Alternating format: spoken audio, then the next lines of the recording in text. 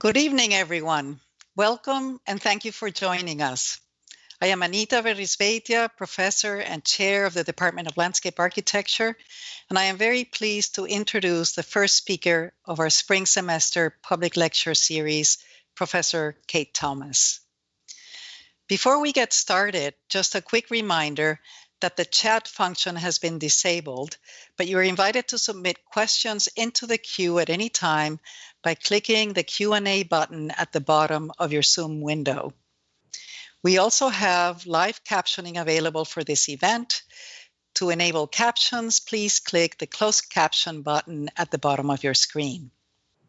Lastly, I want to invite you to join us for some upcoming GSD public programs. On Tuesday, February 23rd at 7:30 p.m., please join us for a public lecture by Senior Loeb Scholar Walter Hood, Creative Director and founder of Hood Design Studio in Oakland, California. And then on Monday, March 1st at 12 noon, Heinrich and Ilse Wolf will share practices of refusal and homage in the work of their studio, Wolf Architects. All lectures will happen on Zoom and require virtual attendees to register, and more information about the events and how to register are available on the GSD's website. It is my pleasure to introduce Professor Kate Thomas, the K. Lawrence Stapleton Professor of Chair of English in the Department of Literatures in English at Bryn Mawr College. Professor Thomas's research focuses on 19th century British literature, culture, communication technologies, history of sexuality, queer studies, and cultural theory and food studies. She is the author of Postal Pleasures, Sex, Scandal, and Victorian Letters, and the forthcoming Victorian Informatics, Reading and Reference Tools in the 19th Century. Her current book project brings her closer to our world of landscape, and thus her presence here tonight. Lesbian Arcadia examines the correlation of literature and landscape for Anglo-American lesbians living in Italy during the end of the 19th century. Other topics and publications that overlap with landscape architecture history and design theory include queer ecology, vegetal poetics, uncanny gardens, and back to the land socialist sex politics. She was the 2019 Fellow of the Garden Club of America Rome Prize at the American Academy in Rome.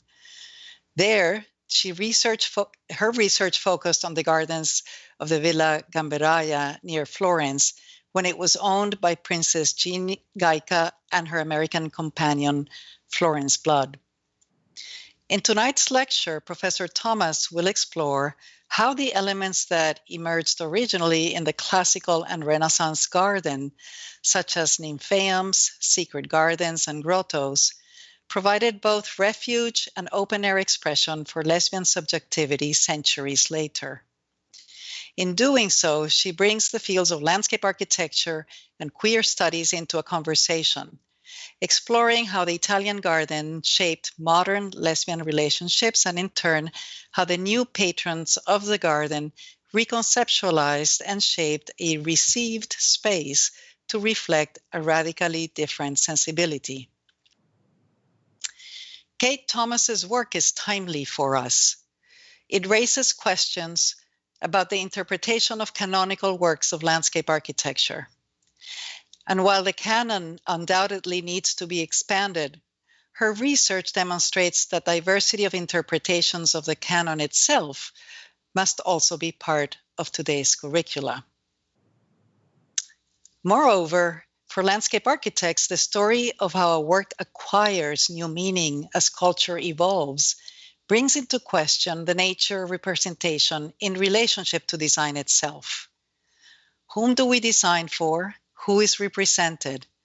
And how do we design for broad inclusion over the long durée without losing specificity of form, materiality, aesthetic language, and a designer's own vision and sensibility? In addition to the Rome Prize Fellowship, Professor Thomas has been both a Fulbright Scholar and a Mellon Foundation Fellow, Please join me in welcoming Professor Kate Thomas. And Kate, I pass it to you. Thank you so much, Anita, for that warm welcome and for the invitation to speak to you all here tonight. I'd also like to give some thanks to the American Academy in Rome, because the work I will be presenting was enabled by my fellowship there last year. I'll be focusing my talk on the example of a villa just outside of Florence, Italy, the Villa Gamberaia. And I am very grateful to the owners of that villa, and especially the director of their archive, Patricia Osmond, for providing me access to the estate. Finally, many thanks to everyone who has helped set up the event, especially Paige Johnston, Kat Chavez, and Matt Smith. It's a great pleasure to be here.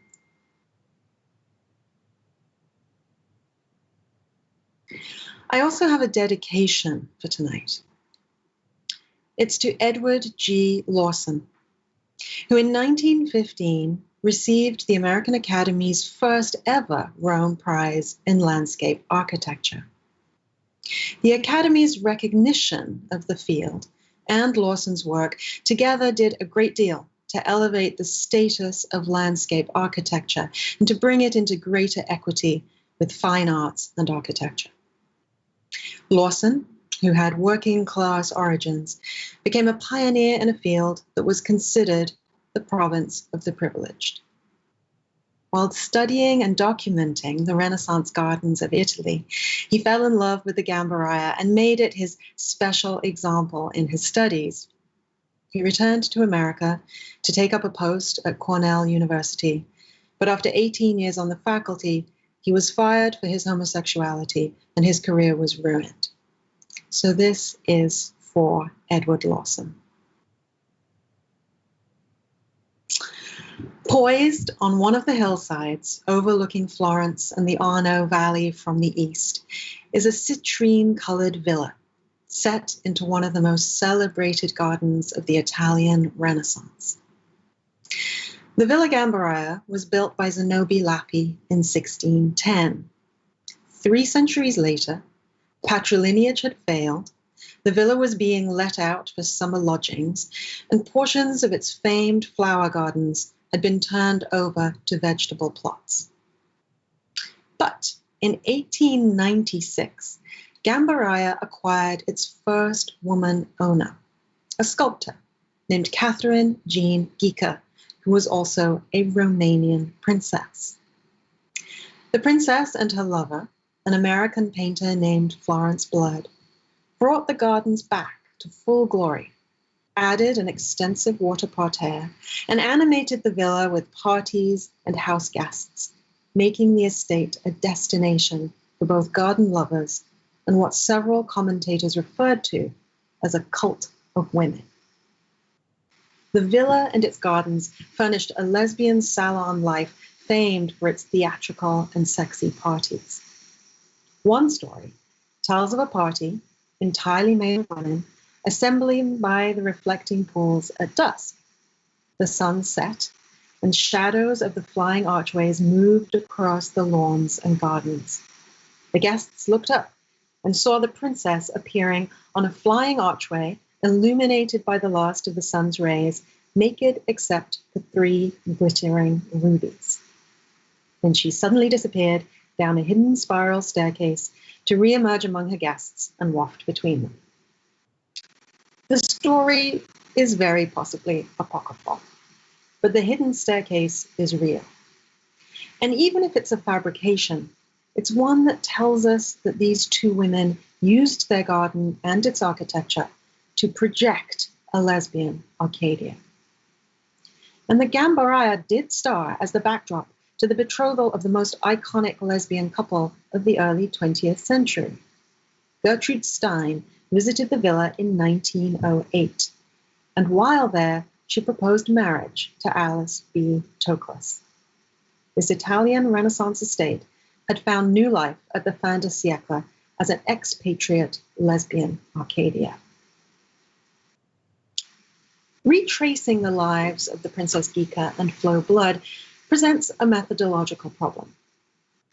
As with many of history's lesbians, we have almost no documentation of them in their own words.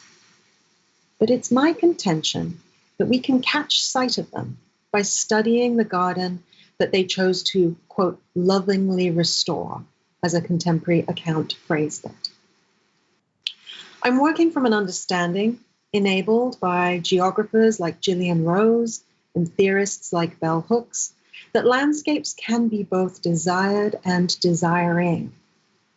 And I'm headed toward a new proposition, which is that the Fin-de-Siècle garden was as formative for lesbians as the closet was for gay men. As queer theorist Eve Sedgwick taught us back in the 1990s, the closet is a space that hides but also reveals you, a place where something can be hidden but be ever liable to come into view, and ultimately is a place of coming into being.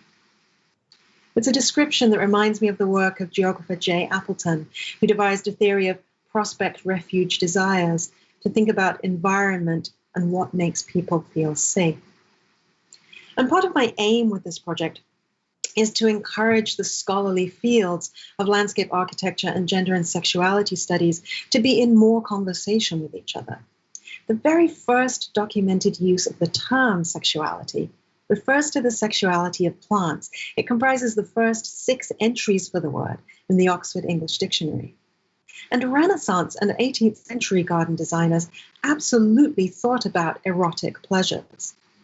But despite this, there's still a slightly shy distance between the two disciplines. Most work on landscape architecture in sexuality studies focuses on urban spaces and the public sphere. And the most recently published reader on landscape studies doesn't actually have an entry on sexuality. But landscape architecture and sexual identification ask to be theorized together. Listen, for instance, to how writer and gardener Vita Sackville-West articulated her own passionate attachment to landscape. In a letter to her girlfriend, Violet Trefusis, she wrote this: "It was a queer feeling, almost as though I belonged there. I can't enlarge on this even to you. It is too private a feeling. It did, however, make me realize that curious bond between us, our intense sense of the character of places. We both have it so strongly that it becomes a pain." This is a kind of love letter with 2 addressees. Vita is writing to her girlfriend saying that their bond, which can be named, is due to a yet more primary love of landscape, which is a love that cannot be described. Vita's words teach us that we can read the princess and Florence's loving embrace of the Gamberaia and their dedication to and identification with a garden as itself a lesbian formation. Lesbians, if they have been admitted to exist at all, have long been figured in art and culture as the apparitional, to use Terry Castle's term, or the uninvited, to use Patty White's. This image here is one I found in the Gertrude Stein archives at Yale. It's a playful photograph that Florence Blood sends to Stein. You'll see that Florence has handwritten the words, "My shadow," under the image. As a shadow, she leaves an imprint on that stucco wall behind her, and she also melds with, even grows out of, the grasses and looks like the vine leaves hanging over her head. On the one hand, she doesn't quite appear, but on the other, she is thoroughly incorporated, blent with the material world. And given that photography is a technology of the capture of light, what we're seeing here, what Florence was seeing and what she invited Gertrude Stein to see, is a witty amalgamation of nature, culture, human. Stein would later describe the shadows outside of you and inside of you as the thing which you must express in your writing. And I think that this is a photograph of how, as literary critic Timothy Morton puts it, nature with a small n does not uphold regimes of insides and outsides. It's also a photograph that forms one half of an artistic correspondence. Florence is sending it to Stein, who 2 years earlier had written an equally elliptical pen portrait of Florence. So, Florence styled herself as a shadow, and her partner, the Princess Gika, who was something of a recluse by most accounts, styled herself as a ghost. Here we have a rare photograph of the princess in her garden, but you can see that she is veiled and draped. And what written descriptions we have of her, especially from her later life, are from guests who caught only spectral glimpses of her by her pool at dawn or half lit as she passed by a window. Now, in literary history, my primary field, a remarkable number of stories about lesbians are also stories about ghosts. Most of the scholarship on this phenomenon focuses on lesbians haunting the houses of the heterosexual family. But I'm arguing that the ghostly or shadowy lesbian takes on an interesting cultural heft when she appears in a garden. Landscape architect Russell Page called gardening an art of fugitive pleasures. And fugitive is a wonderful word, derived from the Latin root meaning to flee. As a verb, it is suggestive of both exile and evanescence, but it also leans towards the noun which grows from the same root, refuge. A Renaissance garden, revived at the Fin-de-Siècle, is then a medium that simultaneously expresses cultural longevity. It reaches further back even than the early moderns who dug its foundations because their designs were interpretations of classical ideals, but is also ephemeral. Flowers will die, hedges will overgrow, pools dry up. Sexuality is also a fugitive thing. It's not, writes the philosopher Gilles Deleuze, a question of being this or that sort of human, but of becoming inhuman, unraveling your body's human organization, exploring this or that zone of bodily intensity. Sexuality always flees away from our definitions, changing across the span of a minute or an hour or a lifetime or an episteme. And because I want to take this concept of the fugitive as a kind of ethics, I should warn you that my paper will not be pulling back a biographical curtain to reveal proof of the nature of Princess Gika and Florence Blood's relationship, nor even to decode the design of their garden as fixedly lesbian in meaning. We might feel the desire to make the women appear fully to us, but we've already been taught by Florence that a shadow on a garden wall is the way she should be seen. And to confirm the importance of this fugitive mood for the lesbian gardener, let me give you another example. Gertrude Jekyll, who's been described as one of the greatest garden designers who ever lived, as influential as Capability Brown, visited and loved the Gamberaia. This is a portrait of her, painted by William Nicholson in 1920.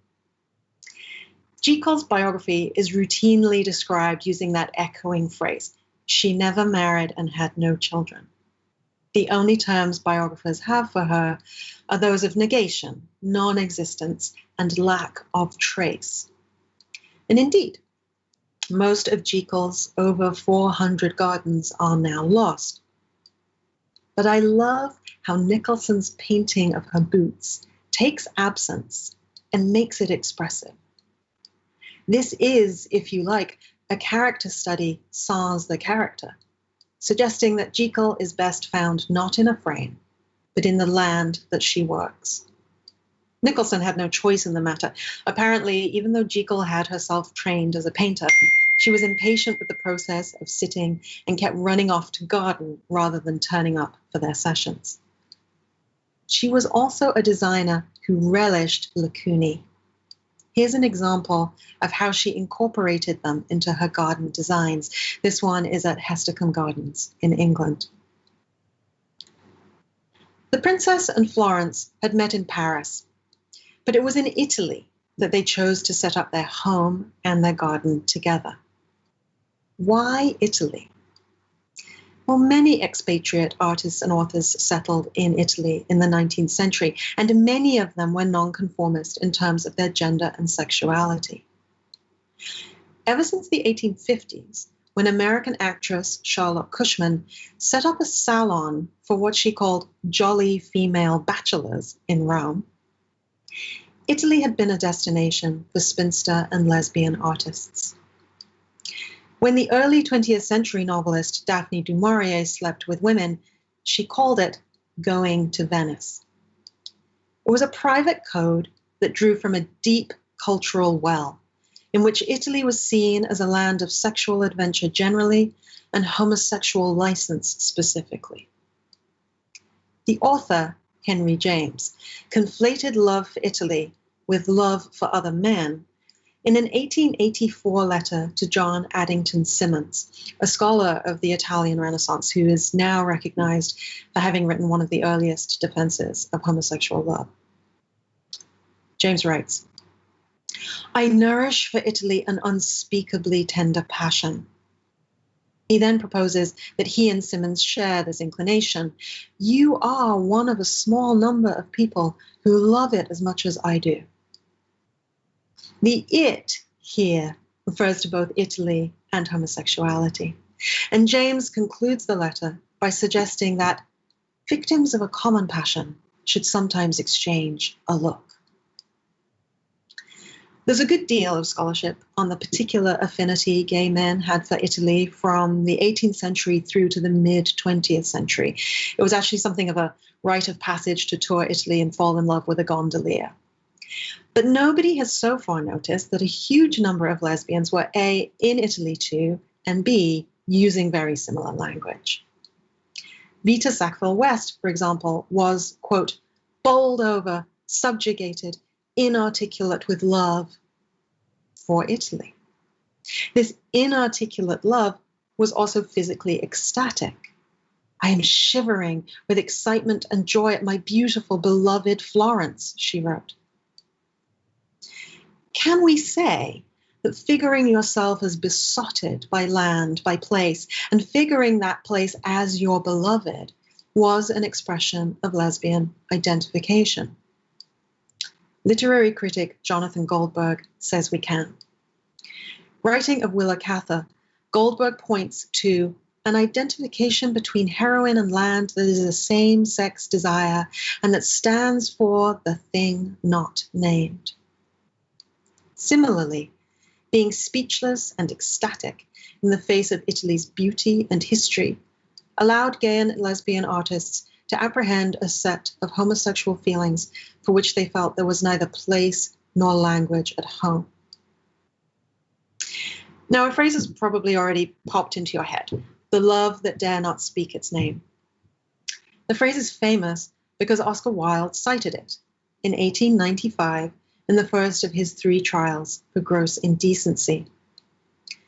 Quoted in a courtroom that then led to a jail cell, it's easy to forget that the line comes from a poem by his lover, Alfred Douglas, and that the setting of the poem is actually a garden, a vaguely Italian garden, full of pallid youths, marble, and bunches of grapes. The narrator is entranced by this garden. "Gazing, I stood long, all mazed, to see a place so strange, so sweet, so fair." He is mazed by Arcadian landscapes, just as Symonds, Sackville-West, et al. Describe themselves as speechless. The phrase, "the love that dare not speak its name," became code for how morality can crush love. But in its origin, the poem imagines a garden as a place where the nameless desire can in fact come to flower. We find the same word, unspeakable, in a description of the Gamberaia made by the art critic Bernard Berenson, who lived in the neighboring villa of Itati, now a research center owned by Harvard. The Gamberaia, he writes in 1896, has an, quote, unspeakable beauty. A long, level lawn behind the house ends in a parapet, which as you approach it, seems to frame in the world's end and heaven's beginning. Berenson loved the Gamberaia, but was baffled by the women who owned it.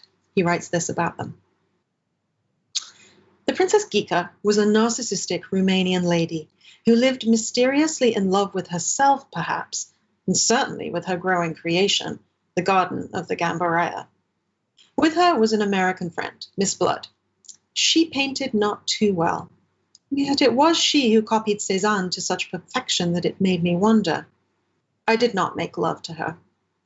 As I look back now, I wonder whether she did not resent it. I recall outbreaks of hostility on her part for no accountable reason except nerves. What accounts we have of the princess emphasize, like Berenson's, her mystery, her reclusiveness, and her so-called man-hating. Florence, it seems, was more outgoing, possibly more flirtatious. But what's striking about this passage is that both women are out of reach to Berenson. The fact that the princess and Florence reject him, he can hardly believe it, renders them unintelligible. They are, he says, unaccountable, narcissistic, mysterious. And what specifically confuses him are the sight lines of their desires. He has to look back at Miss Blood in order to fantasize that her absorption with her painting was a frustrated fixation on him. And the princess's gaze is turned, he says, inwards towards herself and the garden with which she is in love. So Berenson's aggrieved heterosexual plaint, in other words, points at the same erotic model I've been describing, female desire that is oriented toward both women and landscape. If Berenson held no appeal for the women, their garden had a ghostly power over him. For years, he writes, Gamberaia remained one of the haunts of my life.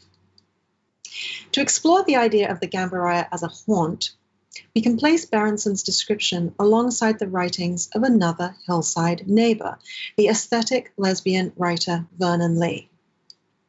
Lee was an accomplished art historian who developed a psychoanalytically informed theory of empathy.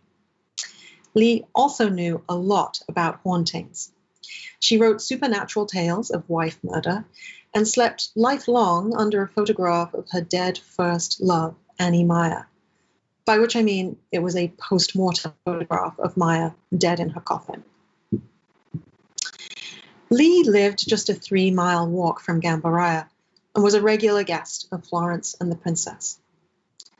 In 1912, she offers the opinion that old gardens like the 300-year-old Gamberaia are not haunted by, quote, whole ghosts of ladies and cavaliers of long ago, but instead by certain moments of their existence, certain rustlings and shimmerings of their personality, their waywardness, momentary, transcendent graces and graciousnesses, unaccountable wistfulness and sorrow, certain looks of the face and certain tones of the voice, perhaps none of the steadiest, things that seem to die away into nothing on earth, but which have permeated their old haunts, clung to the statues with the ivy, risen and fallen with the plash of the fountains, and which now exhale in the breath of the honeysuckle and murmur in the voice of the birds, in the rustle of the leaves and the high invading grasses.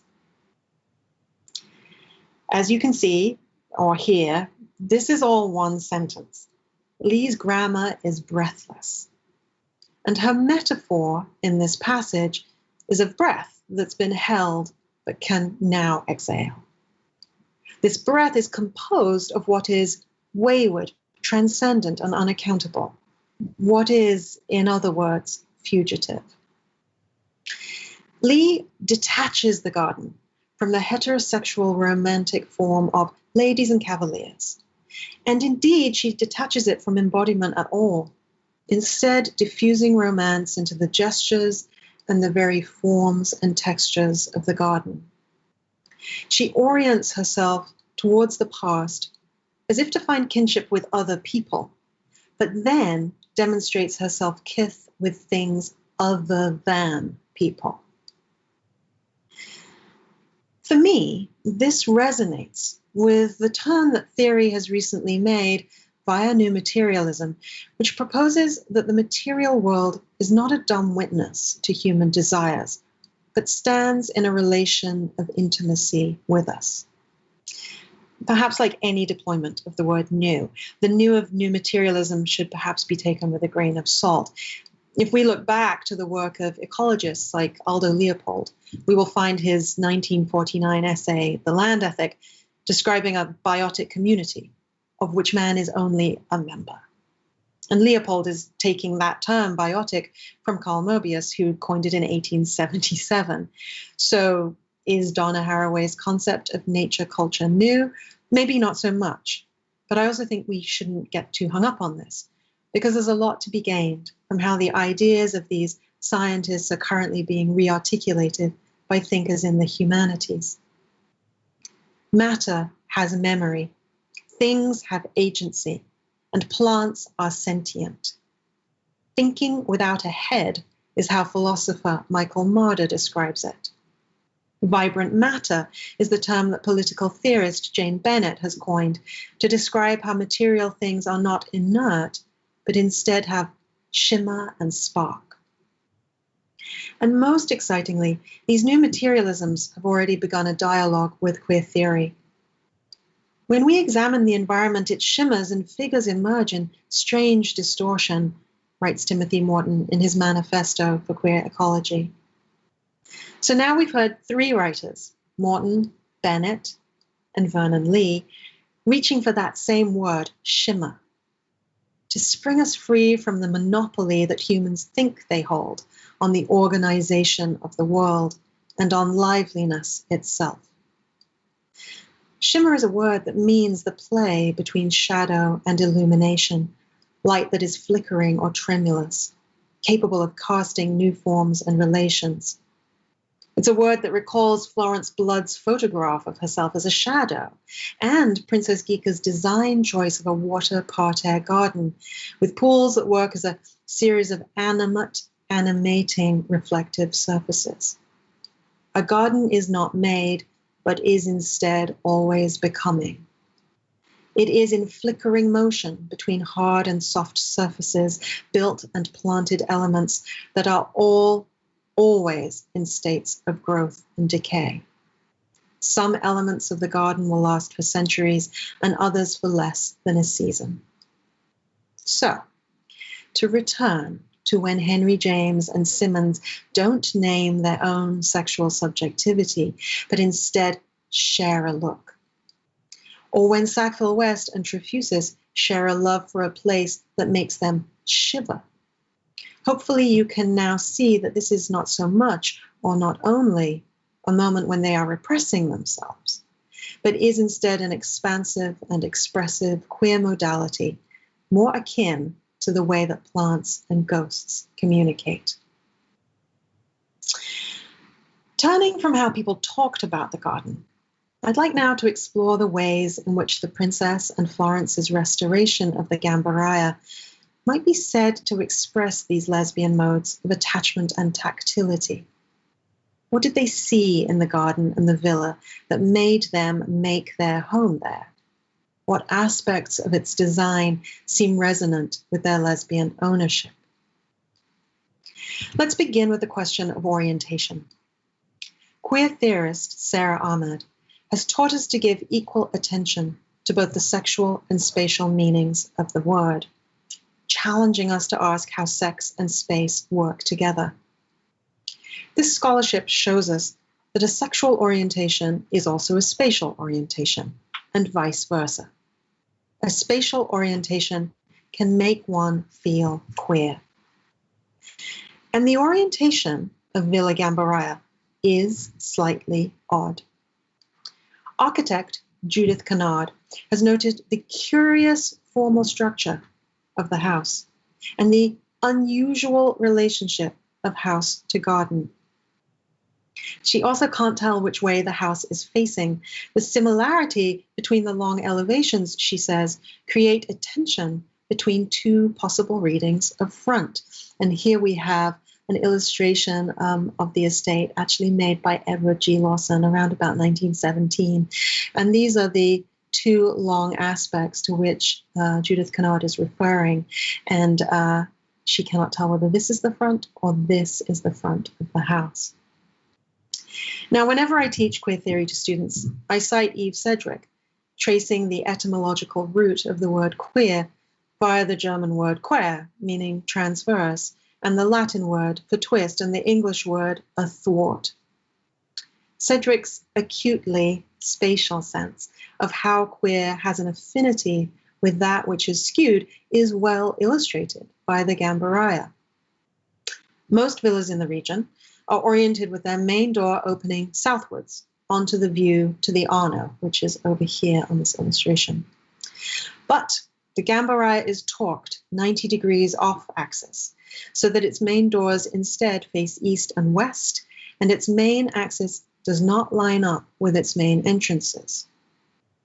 Local historian Alessandra Marchetti has observed that this design allows the sun to rise in one room and then sweep through the others one by one across the course of the day, a feature that is entirely unique, she points out, to the region.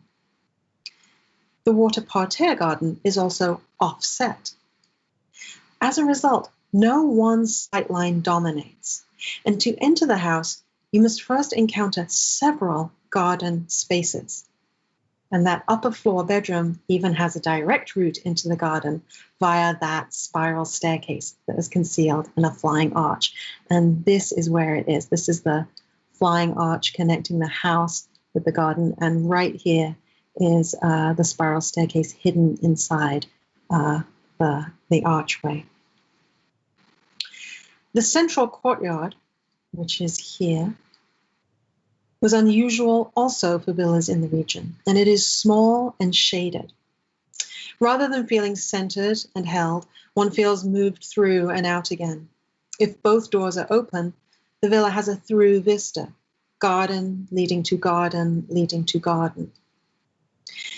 In her study of Vita Sackville-West's home at Sissinghurst, cultural historian Alison Oram points out that Sissinghurst's domestic spaces were eccentrically dispersed, and that to get from a kitchen to sitting room, or from one bedroom to another, involved walking through the garden.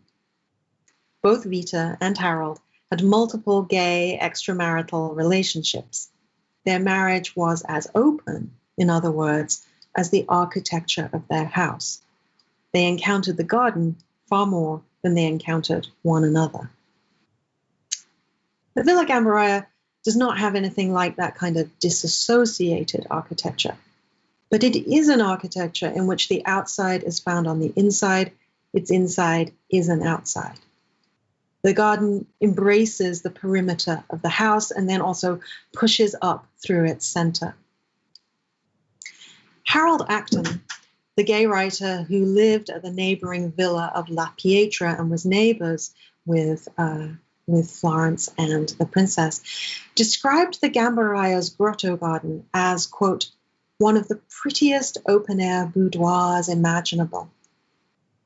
His word boudoir is at once coquettish and core and as coy as the closet of which it was the architectural ancestor. And Acton's meaning is clear.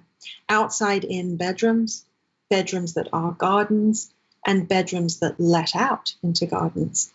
These are spaces that have and give expression to erotics, an erotics of the greenwood, as novelist E.M. Forster would later put it. The division of the Gamberaia gardens into small, distinct rooms was one of the features most praised by Edith Wharton in her 1904 book, Italian Villas and Their Gardens, and was also likely copied by Vita Sackville-West at Sissinghurst. Vita described wanting the, quote, more intimate surprise of small, geometric gardens opening off long walks, rather as the rooms of an enormous house would open off the arterial corridors. Her word, intimate, matches Acton's term, boudoir. And the idea of enclosed sections of gardens as rooms was a Renaissance concept. In the Renaissance pleasure garden, these themed and highly textured distinct spaces were designed to proliferate styles of encounter, both between humans and between humans and the landscape, or between humans, landscape, and mythic women. Gamberaia's nymphaeum, which is here, and what since the 18th century on was affectionately called the gabinetto rustica, which is here, and now we have photographs of those two spaces. And I should also point out that gabinetto translates as closet. Both of these places are of particular interest to me as spaces of encounter and texture that have historical and material alliance with female forms. Typical to nymphaeums and grottos of Renaissance gardens, the Gamberaia's nymphaeum and gabinetto rustica are heavily decorated with rocaille, which means rockwork, and another material called spugna, which architectural scholar Alessandro Carlino describes as being comprised of, quote, effusive eruptive rocks, such as pumice, pyroclastic sedimentary rocks, such as tuffs, and above all, vacuolar sedimentary rocks of chemical origin, such as travertines. What this means is that this material is highly porous, with recognizable fossilized botanical and animal matter. It is a material that displays deep time, the locked embrace of life and death, and it marks a seizing point between the animate and inanimate. It also compels you to run your fingers over it. It makes a haptic invitation. Literary scholar Jeffrey Cohen describes this kind of stone as desiring. It expresses, he writes, matter's queer, inconstant, and promiscuous desire to affiliate with other forms of matter, regardless of organic composition or resemblance to human vitality. Spugna is a material that kaleidoscopes and displays other lives, other life forms, and above all is formed by metamorphoses. Stone is slow water. Stone is thick with sedimented time, writes Cohen. But you may argue, these materials and styles are common to Renaissance garden designs.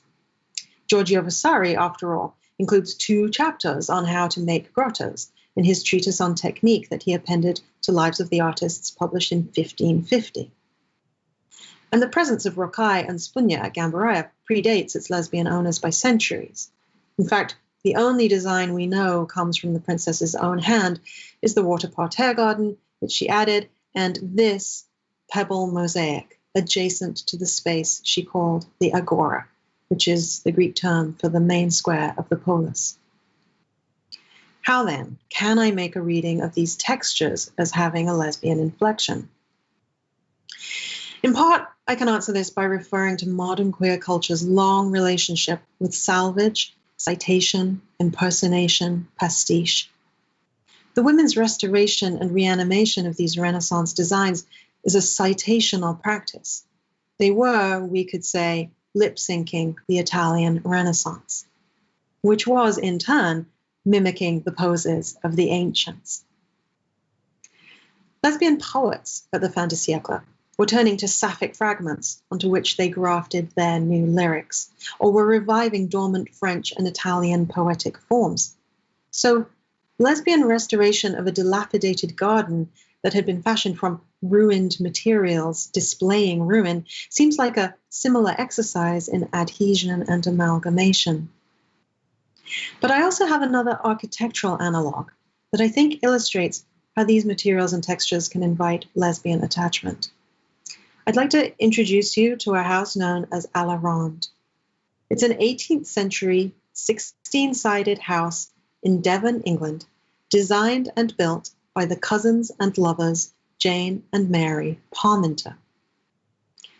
They built it after 10 years of travel together on the continent, and they wanted their home to reflect the architectures they had enjoyed. Most particularly, à la ronde shows the influence of the chapel of San Vitale in Ravenna. The Parminters also chose a design that allowed them to move from room to room throughout the day, following the course of the sun, exactly as it does at the Gamberaia. Alarand also has a frieze entirely made of feathers. It has 476 locks, some to doors that can be only opened from one side, and some that are on tiny Alice in Wonderland-like doors in the floor. These are architectural details that take the tensions between freedom and confinement, of being a woman, of being an unmarried woman, of being a lesbian, and make them three-dimensional.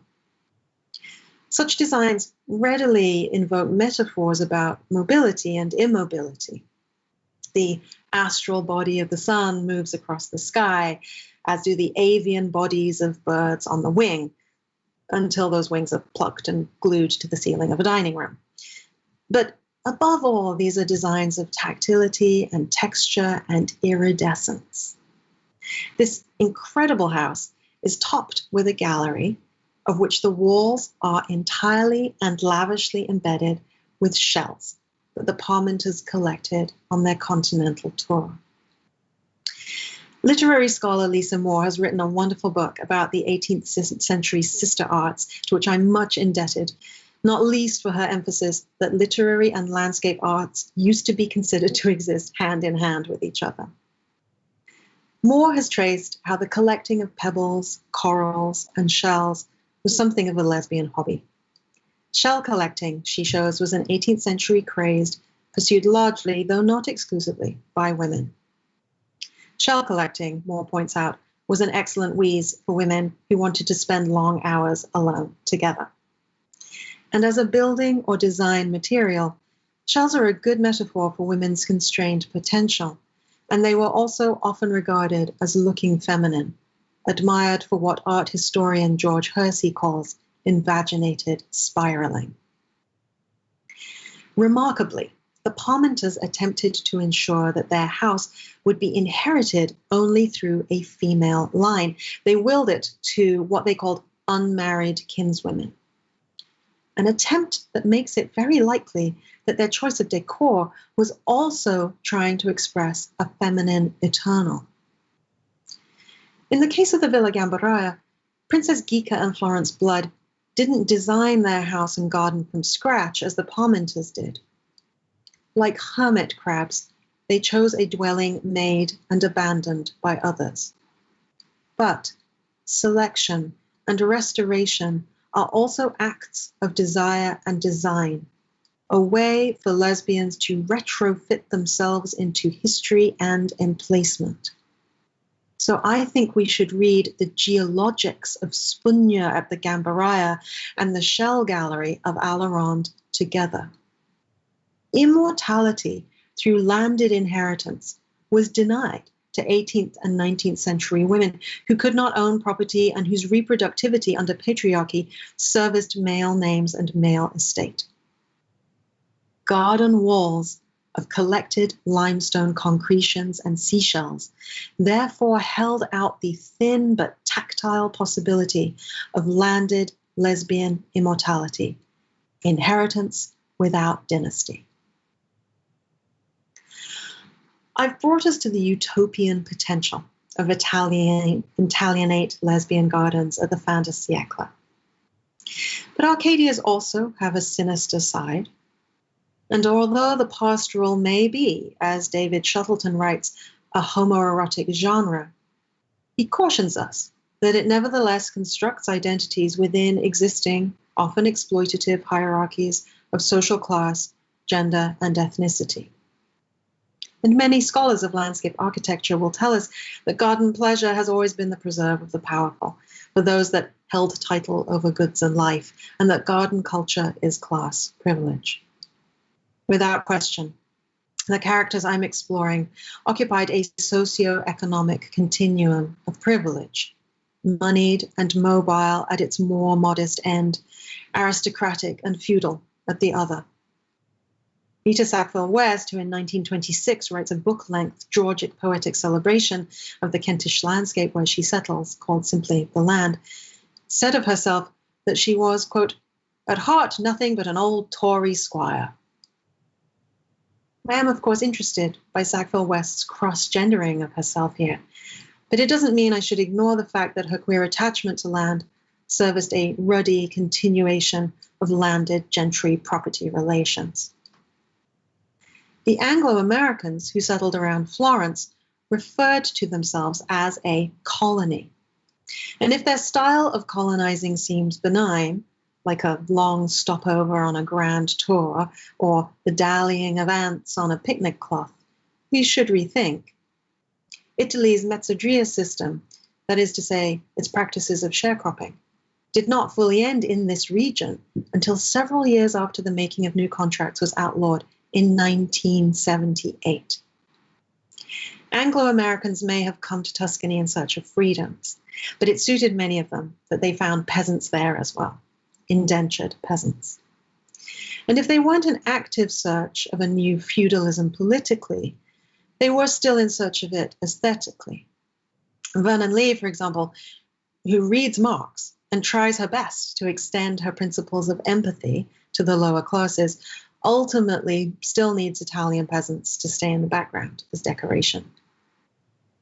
And for some of these members of the leisured class that had bought up Italian gated estates to turn them into a theme park of the past, as Harold Acton put it, that past not only included serfs, but its future included black shirts. The director of the British Institute that was established in Florence in 1917 was, for example, an outspoken supporter of Mussolini, as was Sybil Cutting, her daughter Iris Arrigo, and Carlo Placci. These people were friends with the Berensons, with Vernon Lee, with Florence Blood.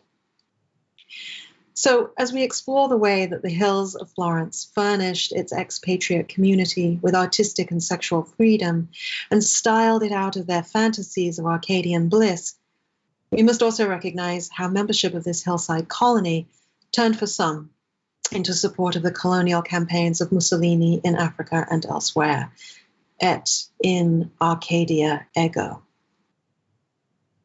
But this same phrase, et in Arcadia ego, tells us that gardens accept tensions and paradox.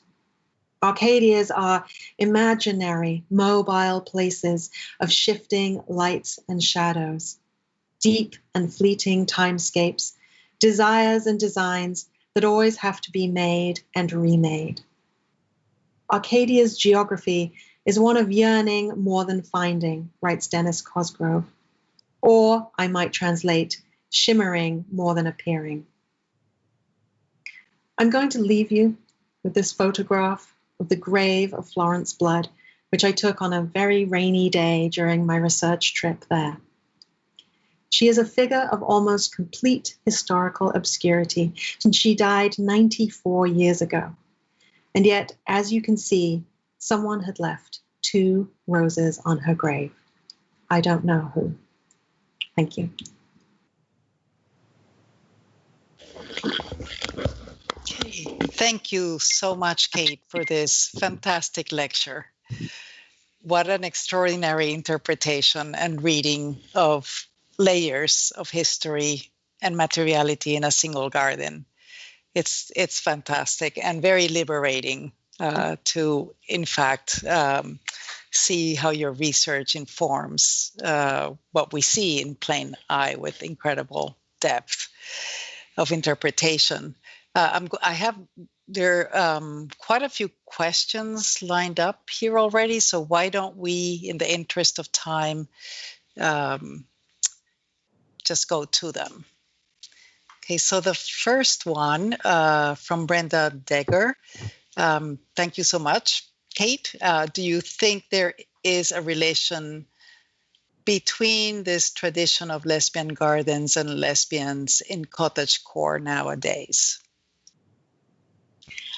It's a fascinating question, and I am sure the answer is correct. I think the process of making and remaking, of salvaging things, of seeing how you can remake a world using your own hands and within your own sphere, is absolutely on a continuum. So we're looking at the crafts of today as being connected to these arts of landscape making. But as we are learning, when we go back through the history to find how intimate literature, landscape, art, fine arts were, we can see that the business of making things by hand has always been a process of forming identity, philosophizing, and expressing desire. So it's an excellent question, and most definitely I feel that we have a continuum there.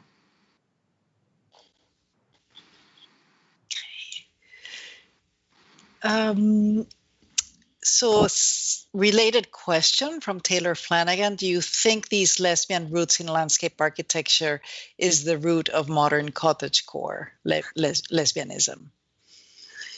Yes, I mean, it's funny to hear actually that word spoken, cottage, with the new inflection, cottagecore, because of course, cottaging is also a term we use to talk about gay male cruising, and usually cruising performed in, sort of pastoral spaces, public parks, and so forth.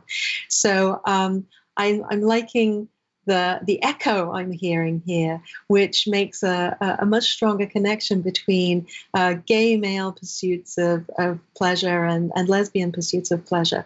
So I think, yes, let's make a bid for thinking about cottagecore and cottaging together.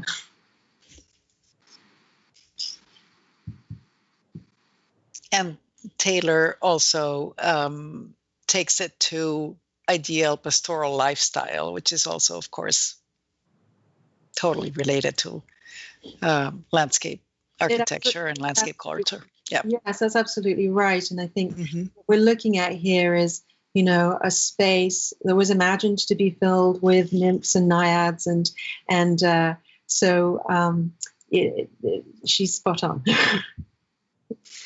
Okay, from Jeremy Farrow, why were late Victorian and Edwardian gay men and lesbians, especially those from England and Northern Europe, so taken with Italy, in particular, given its rigorous Catholicism, the proximity of the Pope, etc.? Another excellent point, and really I only have guesses that I'm making at this moment, but I think we do have some indicators about what Italy provided in this respect. For example, Italy fought for its independence across the course of the 19th century, and we know for sure that many female artists who settled there or who spent considerable amounts of time there saw 100% a connection between their own bid for the freedom of their gender reflected in the political struggles of Italy. We see that with the artists who settle in Rome. We see it even with people like Elizabeth Barrett Browning, who write repeatedly of identifying with the struggle of Italy to liberate itself, to become a republic. So I think that's one force that we should consider. Some others are economic. You have abandoned estates in the region that I'm looking at in Tuscany, and mostly they are settled by people who feel that they can live in a style that they're not able to in America or in England. And I mean a sort of aesthetic style and a style to which they wish to be accustomed economically. So you have that making things feel possible.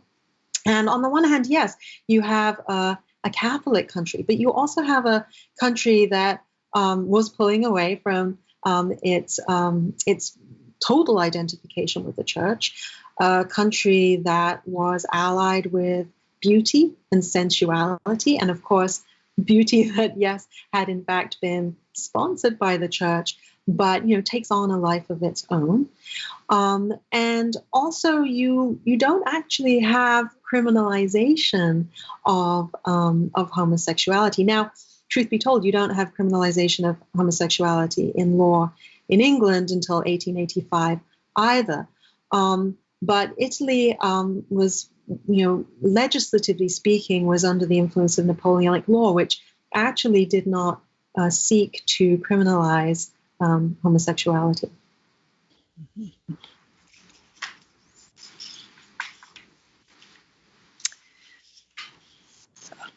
So an earlier question is that you had remarked that the first documented use of the term sexuality refers to plants, and this person wanted to know who is the author who used it first.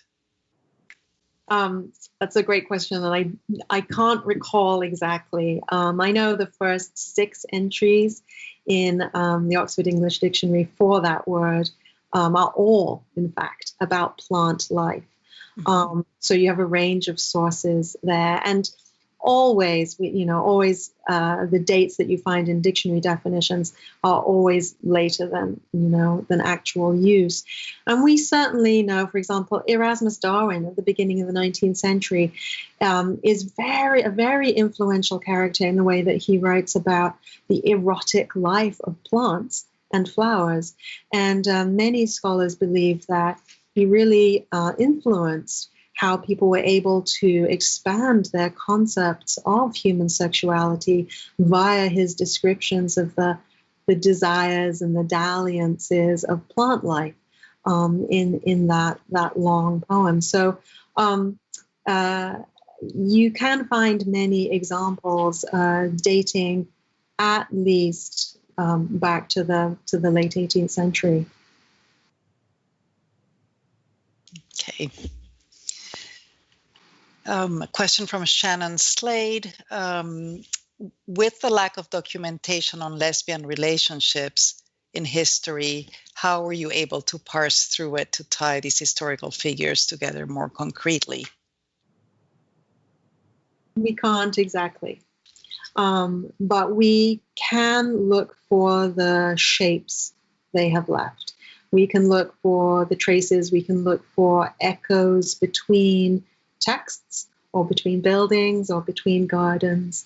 I mean, that's a very interesting word, right? Concretely. Can we do it concretely? And it's sort of a perfect word, actually. Thank you for that. Because I suppose I'm saying we cannot establish it in a static sense. We can't go and look at this relationship and say we can pin it down.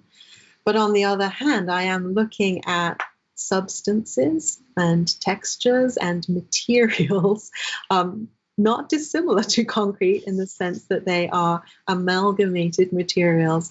And I can say I think we can see expressions of the lesbian aesthetics and lesbian practices through those materials. It will not be sure. It will not be a definite thing, and it's really looking for hints and shadows amidst those shapes. So, in some ways, I think I don't need or want to pin them down, but I do need to find those shapes and those possibilities, because we know we have lost so many stories and so many actual chronicles. I mean, a good example of how you have to negotiate between permanence and impermanence when it comes to a lesbian history would be the example of the estate owner Anne Lister in Shibden Hall in Yorkshire. And Anne Lister has become a sort of salvaged by the work of a feminist scholar in the late 20th century. She's become now quite famous. Now there's a television series about her. But, she kept a chronicle of her life that detailed her multiple lesbian affairs in code. She kept 2 things in code. I think passages about sex and passages about money. And she kept it in code, and that journal was later found by a nephew, decoded, and he walled it up behind the wooden paneling of Shibden Hall, later to be found, archived, and then studied by a feminist scholar in the 20th century. But for that one chronicle that we have, how many were burned by nephews who found them and decoded them? How many were lost in other ways, and how many has been taken from us? So we know that we're going to have to form a chronicle in other ways. And we can't always rely on written text, and we certainly can't always rely on finding texts that are intelligible to us.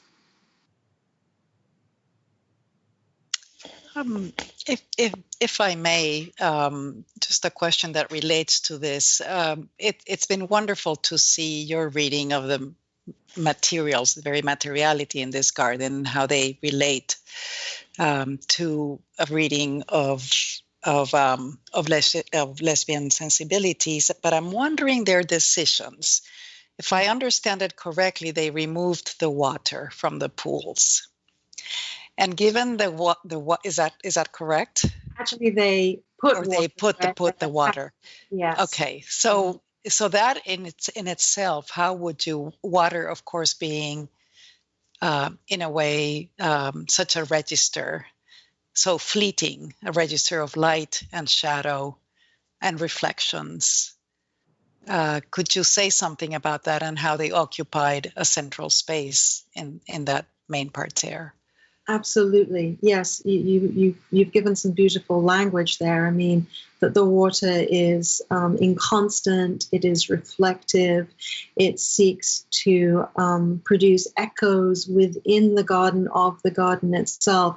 It is not a flat surface, it is not a sort of dead surface, but instead it is, highly mythological. I mean, to think about water nymphs, to think about the myth of Narcissus looking into the pool, to think about actually the very kinds of fluidities of sexuality that I would want to describe at this time. I think the pool becomes expressive of all of that, and also what had been there before was a design that was more expressive, a sort of omniscient view.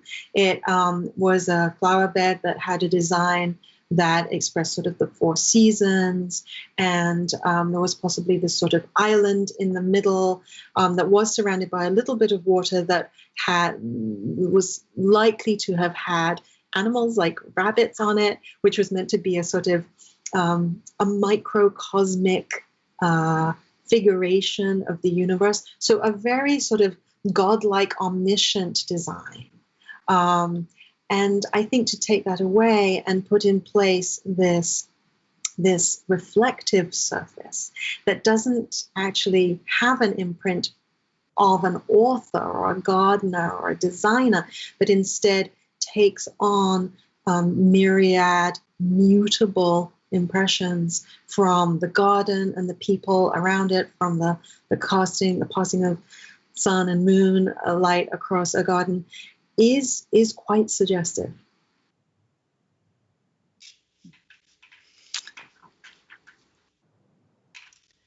Okay, next question. Sorry about interrupting I just had to ask that question. It just seemed like the water had to be central here. Okay, in the context of that social inequality reflected in the more exterior-facing aspects of the gardens, is in any way, if the garden is perpetually accessible from the house, how is the garden estate accessible from the outside, less privileged position of viewing it? And this is from Jordan Beck. Oh, it's a fantastic question. Hi, Jordan. Yes, it's not. I mean, we have a gated estate. We do have the perimeters that were initially and absolutely an expression of wealth, of the kind of wealth that allowed you to escape from the city and have a country dwelling. Also, the way that the estate is sort of poised on a hillside does afford that kind of perspectival privilege that I was just similarly describing with the design that was in place of the water parterre. So in many ways, the original estate was absolutely saturated with expression of class privilege and class distinctions. And indeed now is still a private home that can be visited, and indeed is generously opened to people like myself to go and study it. But you are still working within those confines of exclusivity, and of boundaries that that match the class boundaries.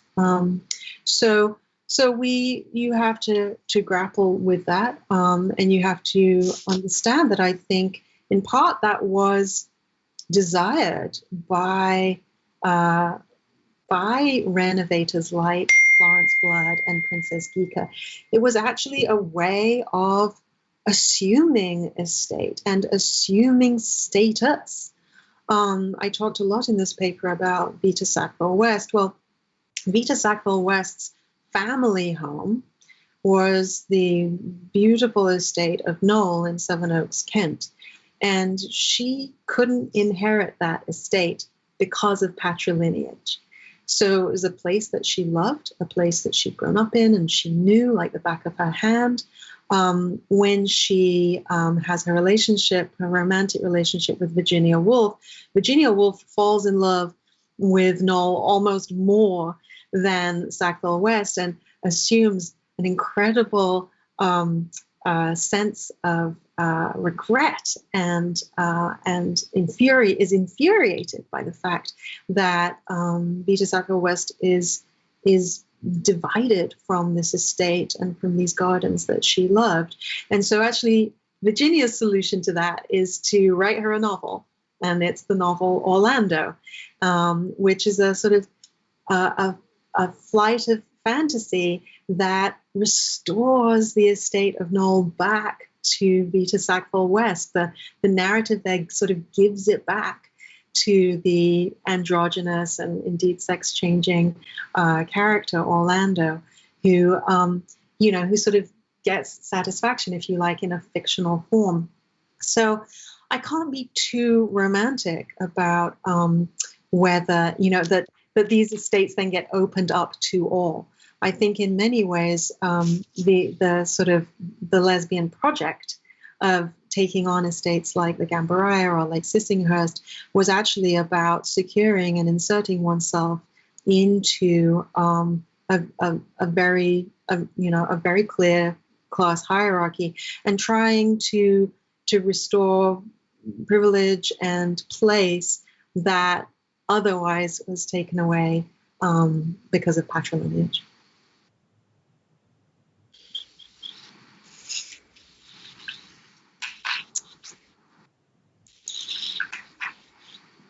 A question from Jess Schollenberger, excuse me.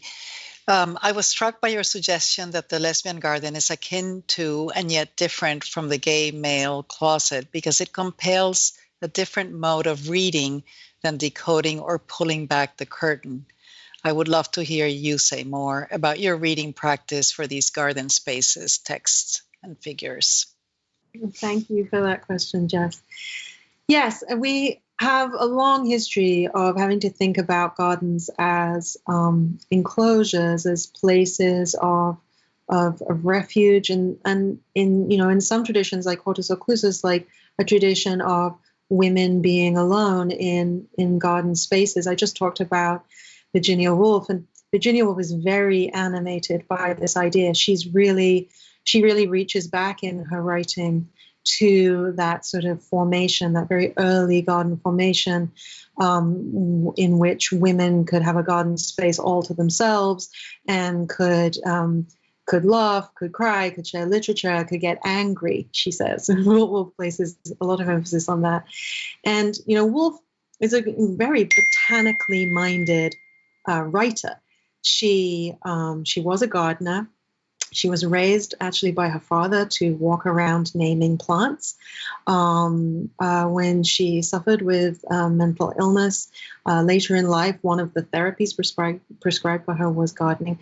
And so she is extremely interested in not only thinking back through grandmothers in order to be able to think about possible literary lineages for women, but she's also thinking back through gardens as spaces of enclosure and coming to being and revelation. So I just think when, in essence, what I'm sort of fairly simply doing is saying, yes, the closet is an architectural form, but you trace it back, and as an architectural form, you find it sometimes in the garden, and sometimes in the garden you will find that there is a history of women occupying those garden rooms as spaces. So I think the trace is there for us to follow, and so I think it's it's just a matter of reconnecting these disciplines that have been slightly disassociated from each other, landscape and literary arts, and then reconnecting the domestic architecture of a house with the architecture of a garden. It's all an exercise, I think, in even yet more fully understanding there are no insides and outsides, or outsides are insides.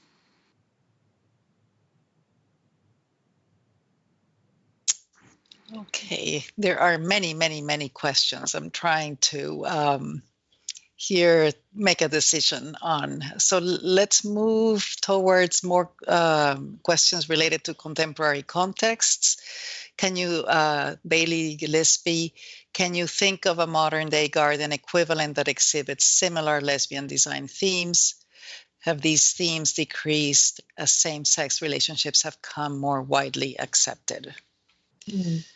That's a good question. I can certainly think of other gardeners. I mean, Constance Spry would be another good example of somebody who had lesbian relationships and whose garden designs, I'm sure, could be analyzed in a similar way. I mean, I do also have some gay male gardeners in mind too, who I don't want to cut out of the picture here. I mean, a prime example would be Derek Jarman, and Derek Jarman's seaside house, again, absolutely built from salvage and from sightlines and from recognizing what to others has been considered to be worthless or to be discarded, or and putting those things into sort of amalgamation and curation to produce a very precious space of reflection and theater too. So we have examples out there. There's work still to be done, and I hope it does get done. Sarah Skilling asks, how does this discourse relate to lesbians of color? Are the same trends of lesbian aesthetics seen in lesbians of color? This is a great question, too. There's a really interesting history pertaining to the presence of Anglo-American lesbians in Italy, these artistic colonies I'm looking at. I'm thinking of a sculptor, actually, not a gardener, but a sculptor in Rome, Edmonia Lewis, who's an incredible artist. She is of African-American and Ojibwe descent, and she joins this colony in Italy. She's welcomed there by Charlotte Cushman, but she most definitely experiences, although that's an act obviously of inclusion, she most definitely experiences exclusion too. Henry James very famously talks about all the women artists, mostly sculptors, who descend on Italy, and he calls them a white Marmorean flock. And then he very viciously suggests that Edmonia Lewis only stands out amongst that flock because she is Black.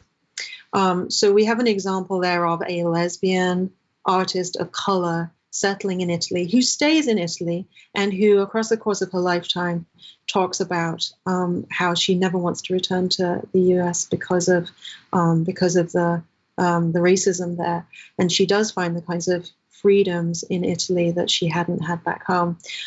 So we know she's a member of this community.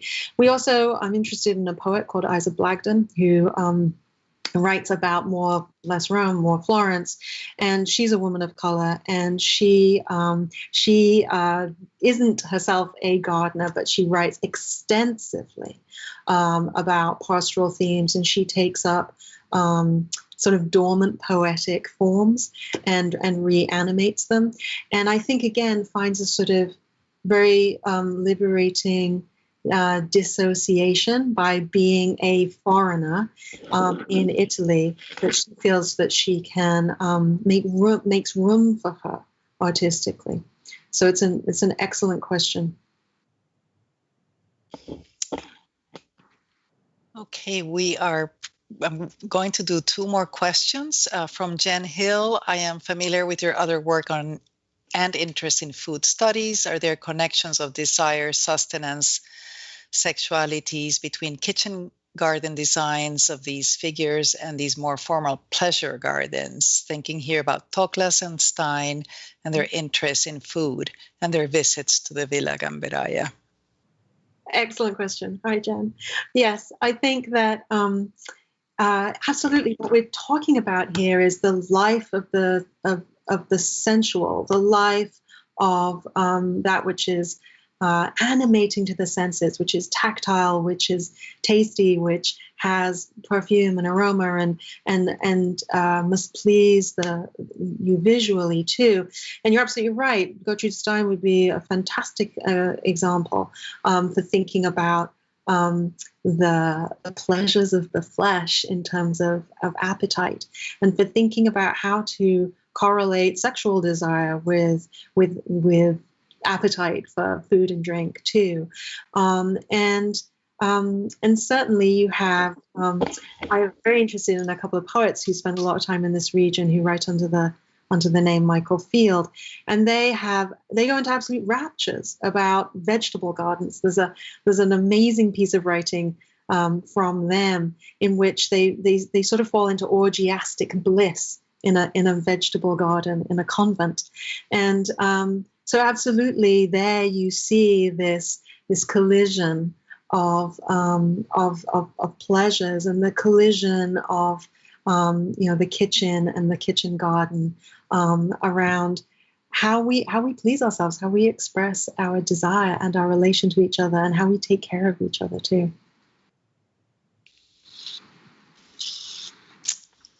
Okay, and last, a very quick question. What is a modern queer landscape that you think is underexplored? Oh. I don't know that I know. Please send me suggestions. I want to go there. So yes, I'm sure they're there, and I'm sure I hope that I'll be able to look through what people might put in chat or email to me. Future work. All right. Well, I hate to end this fantastic evening. We are in the dead of winter here, in the middle of a snowstorm, and I can't wait for spring and getting back into gardening. So thank you so much, Kate. This has been really fantastic. So grateful that you've come to see us. And I hope we see you again in person in Cambridge. Thanks everyone for joining us. Thank you.